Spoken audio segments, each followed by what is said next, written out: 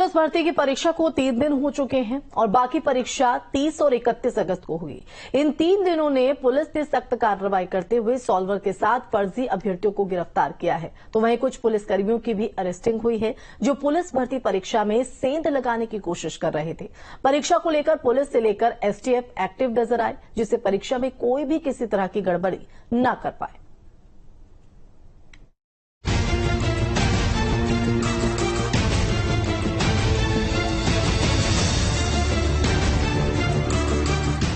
Uttar Pradesh constable भर्ती के लिए अब अगली परीक्षा 30 और 31 अगस्त को होगी।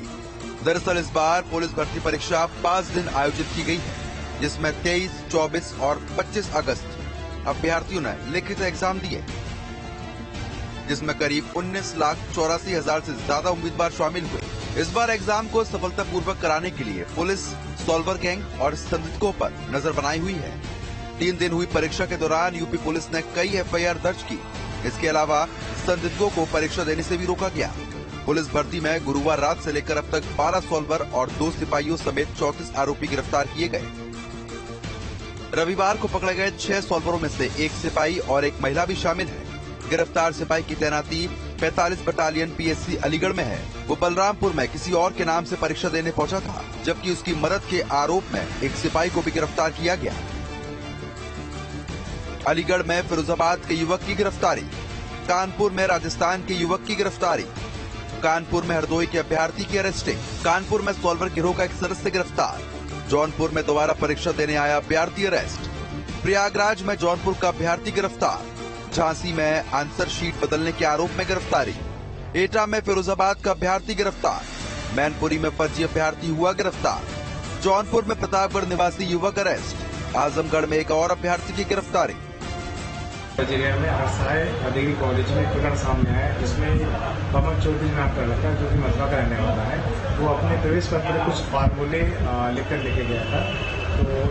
तो एग्जाम शुरू होने से पहले पुलिस के द्वारा उसे पकड़ लिया गया और उसको सार्वजनिक परीक्षा अनुचित साधन निवारण अधिनियम 2024 के तहत धारा 13 के तहत उसे मुक्त किया गया है, जिसमें चालान किया गया है और इसमें बादी का प्रचार है असामल विद्यालय उनके द्वारा मुकदमा पंजीकृत कराया गया।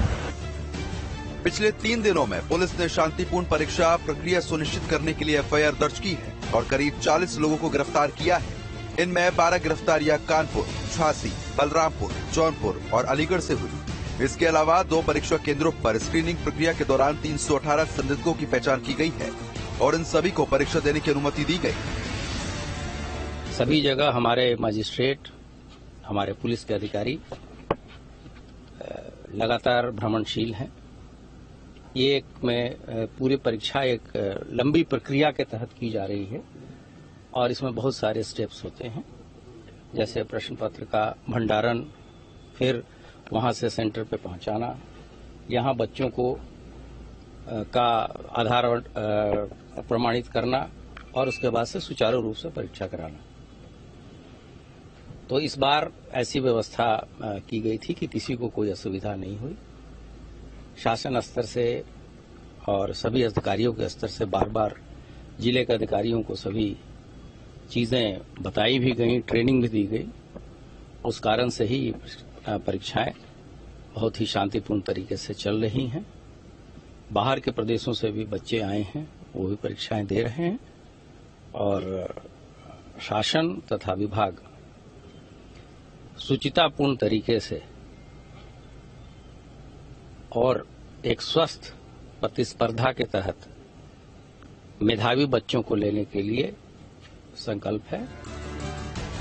आपको बता रहे हैं कि बोर्ड ने यूपी सिपाही भर्ती परीक्षा के लिए 5 दिन 23, 24, 25, 30 और 31 अगस्त को हर दिन 2 पालियों में आयोजित करना निर्धारित किया था। परीक्षा के तीसरे दिन 6 लाख से ज्यादा अभ्यर्थी एग्जाम में शामिल हुए। पहली शिफ्ट में 3,37,647 और दूसरी शिफ्ट में 3,41,120 कैंडिडेट ने एग्जाम दिए। उधर प्रतियोगी परीक्षाओं में सेंधमारी के लिए कुख्यात बिहार के सॉल्वर गैंग और यूपी पुलिस के कुछ कर्मचारी सिपाही भर्ती की लिखित परीक्षा की मुश्किलों को बढ़ा रहे हैं। बीते दिन बिहार के 3 और राजस्थान और हरियाणा के एक सॉल्वर को गिरफ्तार किया है। कई लोगों को एसटीएफ हिरासत में लेकर पूछताछ भी कर रही है। हालांकि अब तक की अगर बात करें तो पुलिस विभाग ने साफ किया है कि इस बार पेपर लीक जैसा कोई भी मामला सामने नहीं आया है।